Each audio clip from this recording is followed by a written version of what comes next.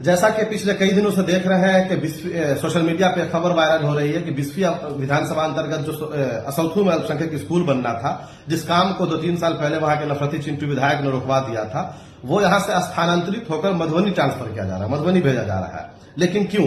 जब उस काम को रुकवाया गया था तब भी एमआईएम उसकी लड़ाई पूरी मजबूती से लड़ी थी, चाहे मधुबनी डीएम से मिलना हो, मंत्रालय से मिलना हो, अल्पसंख्यक आयोग से मिलना हो, हर जगह एमआईएम जो है उसकी आवाज उठाई थी, उसकी लड़ी थी।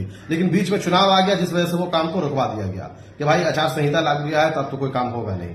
लेकिन चुनाव के बाद वहां बिस्फी के आवाम ने एक अच्छा फैसला लिया, गठबंधन के उम्मीदवार को वहां जिताया, इसलिए कि वो आपकी लड़ाई लड़ेंगे, आपके मुद्दों को उठाएंगे। बिहार की सदन में आपको भेजा है इसी रूम में बैठने के लिए नहीं, वहां की चाय और कॉफी पीने के लिए नहीं, वहां आपको बिस्फी की लड़ाई लड़नी पड़ेगी। लेकिन हम देख रहे हैं कि एक भी लफ्ज आपके मुंह से नहीं निकल रहा है। आखिर क्यों? ये खामोशी क्यों है?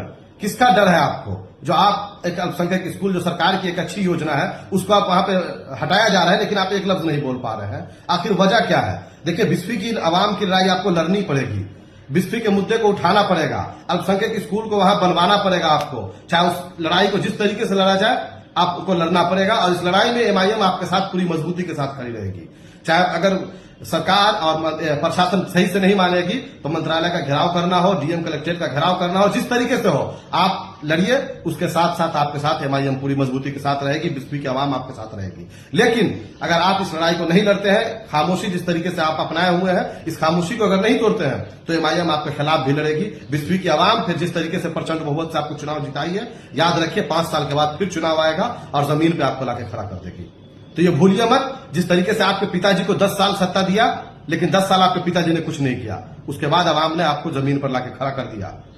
फिर उसी तरीके से 5 साल के बाद आप पर भरोसा किया है, आपने बिस्फी के आवाम का मैंडेट लिया है, तो उसकी लड़ाई लड़िए, उसकी आवाज को उठाइए। हम आपसे गुजारिश करते हैं और प्रशासन और सरकार से भी गुजारिश करते हैं कि आप जहां पास करवाए थे, सरकार आपकी थी, सर्वे टीम आपका था, सब कुछ आपने किया। जब वहां जब पास हो गया, सब कुछ हो गया, तो फिर एक नफरती चिंटू विधायक के दबाव में आकर प्रशासन ये क्यों उसको वहां से हटाना चाह रही है? भाई, आप वक्त की जमीन हमारी है, सरकार की एक अच्छी योजना है, फिर आप क्यों हटा रहे हैं? आपको असौथू में स्कूल बनाना पड़ेगा, चाहे इसकी लड़ाई जिस तरीके से लड़ना पड़े, एमआईएम इसकी लड़ाई लड़ेगी। चूंकि हम बिहार से अभी बाहर हैं इसलिए वहां नहीं आ पा रहे हैं, लेकिन बहुत जल्द हम इसकी लड़ाई जो है लड़ेंगे, पटना भी जाएंगे और डीएम साहब से भी मिलेंगे, और क्या कहते हैं जो मंत्रालय है, मंत्रालय में भी जाकर हम इसकी आवाज उठाएंगे। सुलेमान साहब से भी हमारी बात हुई है, जो हमारे पार्टी के प्रदेश अध्यक्ष हैं और विधायक हैं। आदिल हसन साहब से, राष्ट्रीय प्रवक्ता साहब से बात हुई, ये लोग भी लगातार प्रशासन से टच में है और उम्मीद है कि इंशाल्लाह काम वहीं होगा और दोबारा शुरू होगा। एक बार हम फिर आसिफ अहमद साहब से गुजारिश करते हैं कि इस लड़ाई को आप लड़िए। चूंकि आप वहां के विधायक हैं, इसलिए आपको आगे आना पड़ेगा, सड़कों पर आपको उतरना पड़ेगा। आपके साथ एमआईएम रहेगी, आपके साथ बिस्फी की आवाम रहेगी। अगर आप लड़ाई नहीं लड़ते हैं तो यकीन मानिए जिस तरीके से भाजपा और बच्चों के खिलाफ एमआईएम लड़ी है, उसी तरीके से आपके खिलाफ भी लड़ेगी।